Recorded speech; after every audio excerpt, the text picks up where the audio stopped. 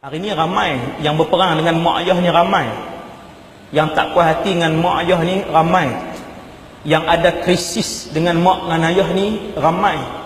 Kuliah dia main tapi dah 18 tahun tak cakap mak dengan ayah. Pi buat umrah tiap-tiap tahun tapi dia ada masalah besar dengan mak dia. Akhirnya selepas 8 tahun duk main masjid, duk semayang, dia duk berasa tak tenang di situlah, walaupun mak dia jenis tak pernah semayang. Tetapi ketahuilah, ibu ni walaupun dia kafir, dia tetap wajib dihormati dan dia tetap wajib ditaati. Tak ada pilihan, tak ada pilihan, taklah perang lah. Jangan tarik muka, jangan dendam. Buatlah banyak mana pun ibadat dengan Allah Subhanahu Wa Taala. Bangun malam sampai bengkak kaki pun kamu tidak akan mendapat ketenangan sekiranya kamu ada krisis dengan ibu yang mengandung dan melahirkan kamu. Jangan. Pasal apa Ustaz? Pasal Allah cop dah, tak boleh. Tuhan cop dalam Quran. Wa qadha rabbuka alla ta'budu illa iyyah wa bil walidaini ihsana. Apa maksud qadha rabbuka? Kami dah peteri dah hukum tu. Allah Ta'ala kata kami sudah meteraikan peraturan itu. Sebab tu ulama kata siapa yang mentaati Allah saja tetapi hubungan dengan mak ayah tak elok, maka dia tidak akan mendapat ketenangan dalam ibadat yang dia buat walaupun 30-40 tahun tak dapat. Siapa ada masalah dengan mak ayah dia tahu. Pi umrah, sonok pi kata pasal apa berasa macam tak sedap hati juga. Ada, dia rasa tak sedap hati. Hari-hari boleh semayang dua jemaah, hari-hari boleh main masjid, tetapi sebenarnya dalam kehidupan dia sepanjang tahun dia duk cari ada satu sudut ruang dalam hati dia dan dia berasa kosong, tak terisi. Dia kata tak tahu kok mana Ustaz, saya pun tak tahu pasal apa ruang kosong kegelisahan ini tidak terisi. Kita cek balik dengan mak ataupun dengan ayah, salah seorang lah. Sama aja, dua-dua power, tapi yang lebih power adalah ibu, lebih power. Sebab tu hadis yang masyhur bila seorang sahabat mai tanya, ya Rasulullah, man ahaqqun nasi bihusni sahabati. Dia kata, ya Rasulullah, aku ni dalam hidup aku, siapa yang paling aku kena baik? Ayat ni tak payah hurai. Memang laki-laki ni, sahabat ni, dia tanya Nabi directnya. Dia kata, ya Rasulullah, aku ni dalam kehidupan ni yang paling aku kena baik siapa? Nabi kata, ummuka. Hak tanya tu laki-laki. Nabi kata, ibu kamu. Hadis ni semua orang tahu. Saya ulang division dia pagi ni. Nabi kata mak. Selepas Allah Rasul, Nabi kata ibu kamu. Dia kata, ya Rasulullah, selepas aku berbuat baik dengan ibu aku, kemudian siapa? Nabi kata ummuka, ibu kamu. Dia ulang lagi soalan, ya Rasulullah, siapakah manusia ketiga yang mesti aku buat baik? Nabi kata ummuka, ibu kamu. Rajinnya sahabat ni, dia tanya kali keempat. Dia kata, ya Rasulullah, siapakah manusia keempat yang paling aku kena buat baik dalam dunia ni? Nabi kata, abuka, bapa kamu. Ayah duduk nombor 4. 3 kali ulang. Quran dengan hadis Nabi tentang kedudukan ibu tiada tolak bandingnya.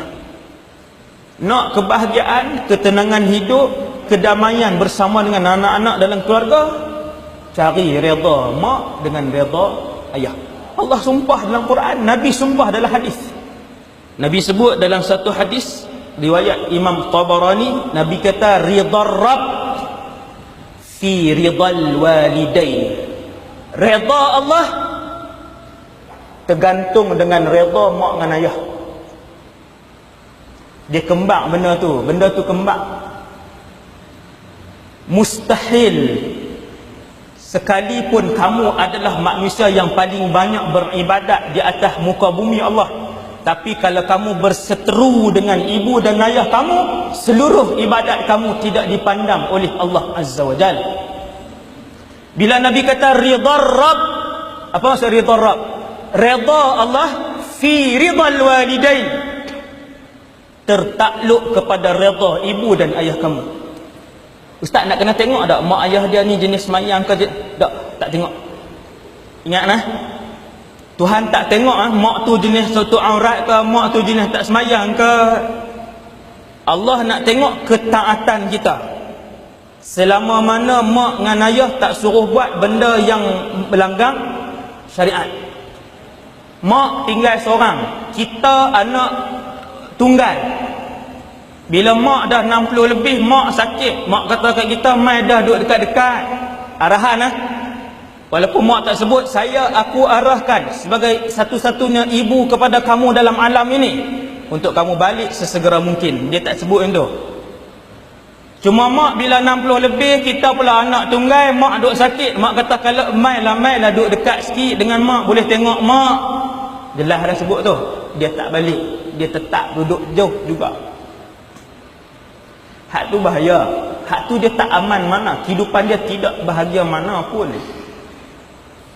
Duit tak pernah cukup, anak-anak sentiasa buat perangai. Bila Nabi kata ridha Rabb fi ridhal walidain, ridha Allah tertakluk dengan ridha ibu dan ayah, wa sakhatuhu fi sakhatihima, dan kemurkaan Allah apabila murka ibu dan ayah. Hak dosa kita dengan Allah, dia asing pula. Kalau kita buat satu dosa membuatkan Allah murka, hak tu Allah murka lah. Ada satu lagi keadaan, kita tak buat apa pun dengan Allah Ta'ala ni, semayang semua elok, jaga semua elok, semayang kita elok, aurat elok, pergi haji apa semua, buat peluang zakat, puasa Ramadan pun 100 yang markah. Tapi ada masalah apa? Ada masalah dengan mak, maka Allah tak redha juga. Sebab apa? Sebab Allah SWT ikat, nak boleh redha Allah kena lalu satu pintu utama, iaitu nama pintu tu pintu redha ibu dan ayah. Apabila buat satu benda yang membuatkan mak dengan ayah murka, marah teruk dengan kita, maka kemurkaan mak kita pada pukul 9 pagi itu, 9 pagi itu jugalah, tanpa ditambah satu saat pun, ketika 9 pagi itu jugalah Allah akan murka ke kita. Waktu yang sama. Dia bukan selepas 3 bulan. Hari ni mak kecil hati dengan kita, mak marah dengan kita. Kita buat dosa besar dengan mak kita. Bertikam lidah dengan ibu kita pukul 8.30 pagi, tikam lidah, angkat suara, maki dia 8.30, tu juga Allah murka dengan kita. Kecuali mak tengking kita, kita cakap elok dengan dia. Mak marah-marah kita, mak tak mau, kita tutup aurat. Sebab mak duk biasa pi parti, mak pun duk pakai shadow apa semua, baju ketat ni. Bila dia ajak kita, mak ibu kita ajak kita, ibu kita kata hampir tukar baju. Si anak bertegas, ibu ini pakaian Islam yang adik belajar. Mak dia pun jongkah dia, pi tukar juga, marah dia. Dia cakap dengan baik, dia kata, ibu, adik tak boleh tukar, ini pakaian yang Allah redha. Waktu tu seorang anak yang tidak mentaati ibunya dalam perkara maksiat, dia tidak dimurkai oleh Allah Azza wa Jalla dalam perkara maksiat. Tapi kalau benda lain, walaupun benda tu harus, maka dia mesti mentaati ibu dan ayah dia.